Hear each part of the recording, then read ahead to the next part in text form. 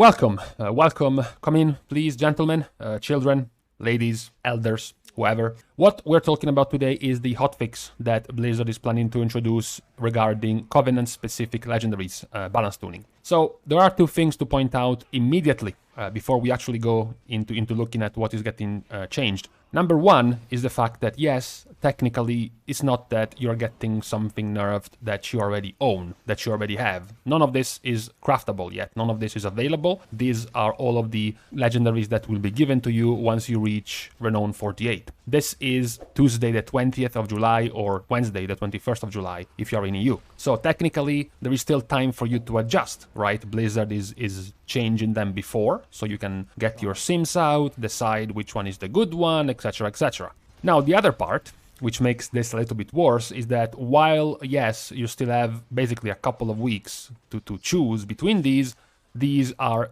tied to covenants. Even though you say, oh well, I was about to craft this Kyrian legendary which got nerfed and now this Venthyr legendary got buffed, so I can craft the Venthyr one, you are forgetting the fact that you also have to reroll Covenant to Venthyr and regrind 40 Renown, plus redo the whole story, etc, etc. So there is going to be, regardless, quite a bit of time sink related to this respecking, provided, as we are about to go through them, provided any of these are going to warrant any kind of respecking. I can tell you immediately, right before going into them, that out of the 23 Covenant Legendaries that are being changed, about 11 are somewhat playable. They might be the best one, they might be the second best, or they might be the ones you want to use in Mythic Plus or not, but they are at the very least decent. They are at the very least, let's just say, able to be considered for one spec or for multiple specs. There is also about 4 of them that can actually be legit best in slot, so it's a decent number. It's a decent number of important legendaries. The first one, going in order, is Death Knight. We start with Kyrian because it's the least relevant, because nobody wants to play Kyrian. So yes, of course, final sentence, the Kyrian specific legendary is getting buffed. Precisely for this purpose, because it's shit.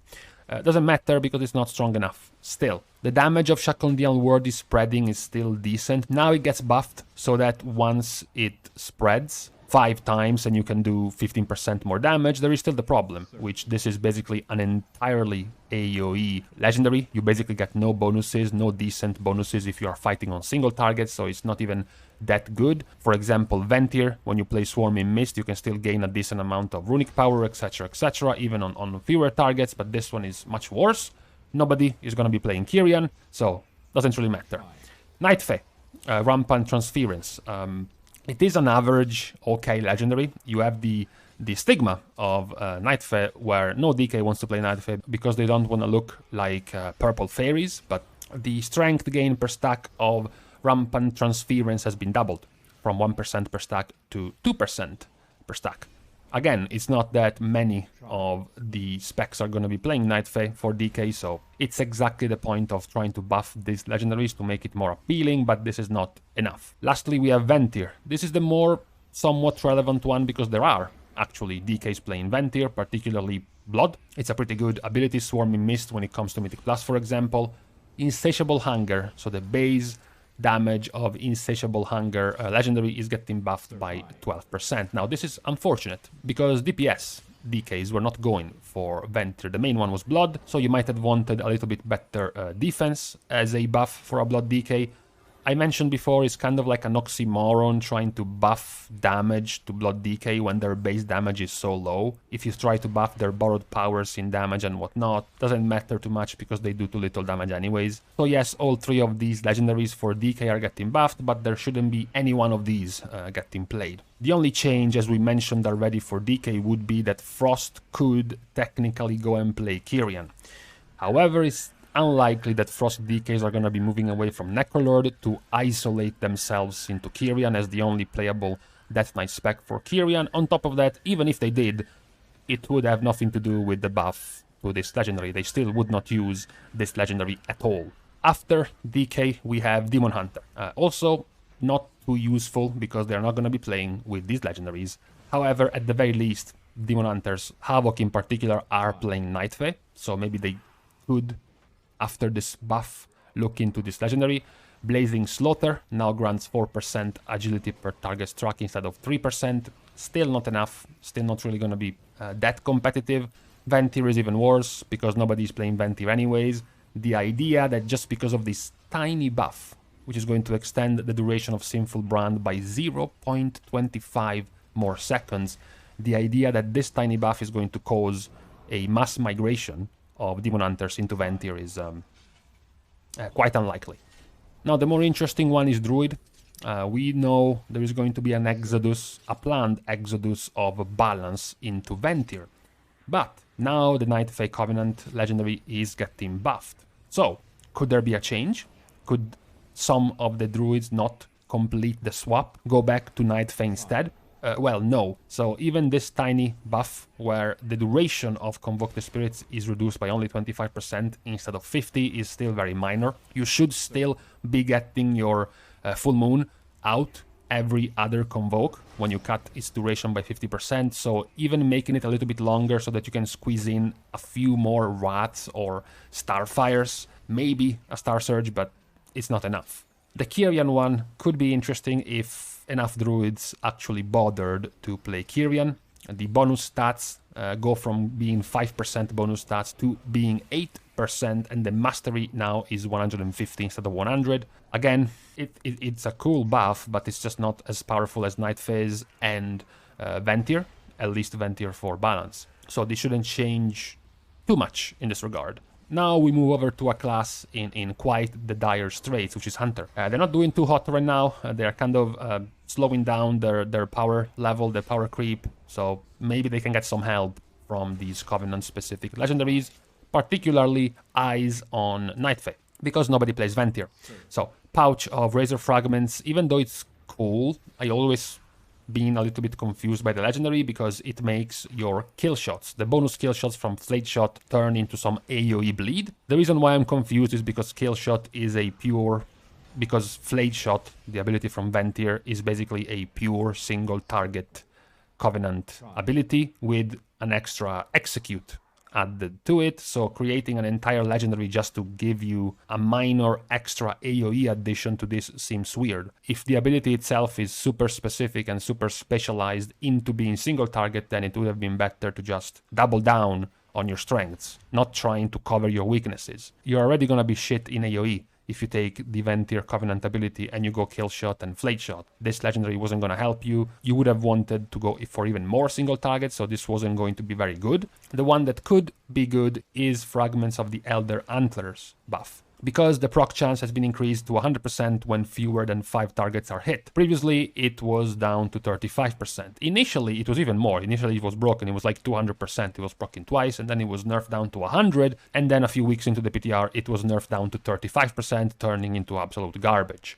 So now, this is actually playable. It remains the problem that, of course, in single target Hunters, Marksmanship Hunters are still going to be locked into Serpent Stalker's Trickery. So you have this pseudo counterintuitive idea where maybe you might want to use this in AoE, because this way your Wild Spirit is going to double hit. It's going to work just like before the Wild Spirit was hotfixed around February, except that in Mythic Plus you will be often pulling more than 5 targets, which means this legendary isn't even going to activate. So, you know, it's kind of weird. The 5 target cap for an AoE ability, because this ability buffs Wild Spirits, but at a 5 target cap, it kind of makes it weird. We have had, in general, a significant amount of respecking of marksmanship into Kyrian. Beast Mastery was still chilling in Night Fae mostly, and this is not gonna change the priority of the Beast Mastery legendaries because they are stronger for them as a whole. But for marksmanship, you know, we started getting actually closer to the 40 to 45% split between Kyrian and Night Fae, so this one wouldn't really bring the Kyrian Hunters back to Night Fae anyways, is what I mean. After Hunter, we have Priest. This is very important, because actually both of these are good and somewhat playable. Venthyr, Shadow Word Manipulation, gain 5% crit instead of 3%. This was already somewhat decent and possibly playable. With this buff it could be a little bit more. The thing is that it's pretty good for Shadow Priest in particular, but Shadow Priests have fled and are playing Night Fae, a lot of them. Same goes for Discipline, where Discipline Priests have started fleeing towards Kyrian, because of Boon of the Ascended, which has gotten its legendary buff. This is very important because Discipline Priest might actually want to use this legendary, particularly in raids. It's not out yet, so we're not seeing how many of them are actually gonna play it yet, but it's very powerful. What makes this very powerful for the non-Discipline Priest players is that Boon of the Ascended is a very strong cooldown which fits very well with the whole rotation of Discipline Priest damage, but it has a 3-minute cooldown, which is very fat. If Discipline Priests go Mechanicos, the last trait of Mechanicos can reduce your cooldown, the cooldown of your big main ability, by up to 1 minute for Discipline, so it will go down to a 2-minute, and the specific legendary for Kyrian, Fierce Harmony, could reduce the Boon of the Ascended by up to 60 seconds, so bringing it down to 1 minute cooldown. And this buff is even extending that reduction, because the cooldown reduction is increased to 3 seconds instead of 2, and the total cap is increased to 80 seconds. So this way makes it even easier for you to ramp up the cooldown reduction and get it to line up with Spirit Shell, which is going to make it very powerful. If the cooldowns can line up, this is going to be the default raid legendary for Discipline Priests. So this is the first significant Covenant-specific legendary we are seeing buff that could be seeing a lot of use in the future. When it comes to Mage, it's a little bit less, because all three of them, for Kyrian, Harmonic Echo, the damage is increased to 30% instead of 25%. Then you have Night Fae, you have Heart of the Fae, which gets the buff increased to 15 seconds instead of 10, which is also hilarious because, as we mentioned already, you use Shifting Power when you used all of your cooldowns and you want to reduce them. Getting 15% crit once you are done channeling, it's irrelevant because you have no damage. All of your Combustion, Phoenix Flames, Fire Blasts, Rune of Powers are on cooldown. You're not doing any damage as a Fire Mage outside your burst, so getting a buff from this with crit is irrelevant. And then you have Venthyr, which is Sinful Delight. The cooldown reduction is increased to 4 seconds instead of 3. This is not very relevant for any one of these particularly, because the mages are pretty good with the current legendaries they can choose. Arcane Harmony and Siphon Storm for Arcane, you still have Disciplinary Command for Fire, and you have Slick Ice and Freezing Winds for Frost. None of these legendaries were going to beat them, so it's not really that relevant for the mage changes. You also then have Monk. This is also not very relevant because the Covenants getting their legendary changed are, as mentioned, of course, Blizzard is trying to buff the weak ones, right? Venthyr, Sinister Teachings, the cooldown reduction from it is increased to 5 seconds instead of 3. And Bountiful Brew, the proc per minute, went from 1.25 to 1.5. Again, many of the monks are going to stay, most of the monks are going to stay Kyrian, because Weapons of Order is super powerful for the way they work, all three specs. So Venthyr is completely dead for Monk, this is not going to change anything. Hipster monks can actually go Necrolord. Necrolord is pretty decent. Bone Dust Brew, the Covenant ability for Necrolord, is still pretty good for Monk, so it's not that bad. But none of them were planning on using this legendary before, and after this buff, it's not gonna change too much for Monk either. Even if they were going Necrolord, which most of them aren't anyways. Now, as we approach the last, we are starting to interface ourselves with the thing we mentioned a while ago, which was Venthyr being OP.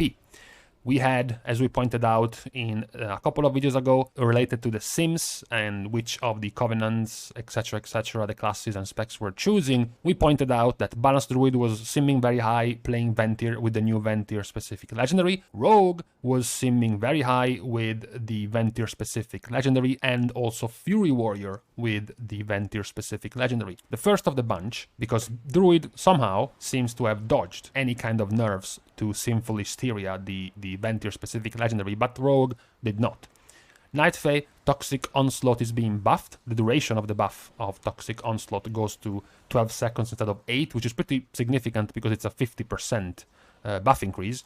So you get 4 more seconds of Shadow Blaze, Adrenaline Rush, or Vendetta, which is pretty good. Still mediocre because the Night Fae ability itself wasn't being used for rogues. Rogues weren't going Night Fae. The important one for Rogue is Venthyr, of course. Obedience is getting nerfed. So the first of the very powerful Venthyr-specific legendaries. The versatility granted by Obedience goes from 1% per stack of flagellation to 0.5. So your versatility, which means just straight up bonus damage, is nerfed by half, by 50%. This has put Obedience very in line with the previously best legendaries for subtlety and for assassination. Doomblade, in the case of assassination, is still going to be extremely competitive with Obedience, and when it comes to subtlety, it's actually Resounding Clarity, which is the Kyrian Covenant specific legendary. So that's going to be interesting to see where do they actually end up going. As I mentioned, it's still going to be by default much more valuable for a sub-rogue, even if Resounding Clarity is simming and seems to be performing very close to the nerfed Obedience. It's obviously much simpler for you as a rogue to stay Venthyr, because this way you can play both subtlety and assassination with two very even legendaries, whereas if you go Kyrian to play Resounding Clarity just for subtlety, you will lose a lot if you then go try to play Kyrian Assassination instead of Venthyr Assassination. So that's the first of the Venthyr legendaries getting nerfed. Then we move over to Shaman. All three of the legendaries for Shaman have got buffed. The only one that doesn't get a buff is the Venthyr one. Kyrian, the Raging Vesper Vortex, gets its damage increased by 50%. This is particularly weird because in the initial version of the legendary, the healing was 220% of your spell power and it was effectively nerfed by half. It went down to 110, and now they are going to buff the damage to go all the way up to 300% of your spell power. So somehow, I guess they feel this is just fine for healers, but a little bit undertuned for DPS. That's the first change. Again, not many Shamans are playing Kyrian anyways, so it's unlikely they will choose this. Even though it's a pretty good legendary, it would be pretty fine for Shamans. The other one that's getting buffed is Seeds of Rampant Growth. The crit bonus you gain goes from 3% per tick of damage of Fate Transfusion to 4%. It's interesting because this was already pretty good. Fate Transfusion ticks 7 times, which means you're getting 21% crit for 15 seconds. Now you're getting 28% crit for 15 seconds, which is still sounds pretty good. Already it did before. Of course, many of the Shamans would have rather wanted the cooldown reduction increased, right? The Elemental Shamans, the cooldown reduction of their Elemental, the cooldown reduction of Healing Tide Totem. The only one who actually gets a buff to cooldown reduction is Enhancement Shaman to their Feral Spirits, which also gets its cooldown reduced from 7 to 9 seconds. So with 7 ticks, that is an extra 14 seconds of cooldown reduction to their Feral Spirit. And this is somewhat relevant because there are still a decent amount of Enhancement Shamans going Night Fae. There were many more before. They have completed a progressive switch from Night Fae to Venthyr now, so it's not going to be as important for them that this legendary is getting buffed. Also, as we mentioned before, enhancements legendaries are very, very powerful, so they were not going to pick a Covenant-specific legendary anyways. This was more important for Restoration Shamans because they have pretty weak legendaries, or you could see it as their base kit is very strong. They don't need to rely on specific legendaries, which would have given them the chance to pick one of these Covenant-specific ones. That could be a thing for Resto Shamans, a little bit less for the DPS specs. They are more bound to some of the legendaries they are currently using. The same can be said for the Necrolord being buffed. Each additional Lightning Bolt or Healing Wave generated by Primordial Wave increases your haste by 5%. Instead, now it's going to be 8%. So again, this could be a pretty decent, legendary for Restoration. You should have, more or less, at any given time, if you're playing Necrolord, somewhere around 4 to 5 Riptides out. So this would be a 32 to 40% haste for 10 seconds. You're also playing with the Primordial Wave Reset Chance Conduit, which could make this legendary even stronger, so it could be useful for Resto as well. But again, Restoration is a little bit more liberal with the choice of its legendaries. The last two of the classes to receive a change in the Covenant-specific legendaries are Warlock and Warrior, both for Venthyr. Warlock is getting the Contained Perpetual Explosion one changed. Impending Catastrophe's damage increase has been increased from 75 to 125%. Now, looking at things logically, the vast majority of Destro locks are going to be Night Fae. the vast majority of Demolocks are also going to be Night Fae, and what a surprise, the vast majority of Affliction Warlocks are also Night Fae. There is basically barely anyone playing Venthyr. Yes, this legendary is actually still pretty decent for Mythic Plus, but who is going to roll Covenant and go Venthyr and craft this legendary just because it's good in Mythic Plus, when the rest is bad for the other damage profiles? You know, single target, cleave, any type of raid profile. So it's getting buffed, it's decent, but it just can't find its place in being used. The real important change, talking about the Venthyr ones, is the Warrior. Sinful Surge is getting nerfed.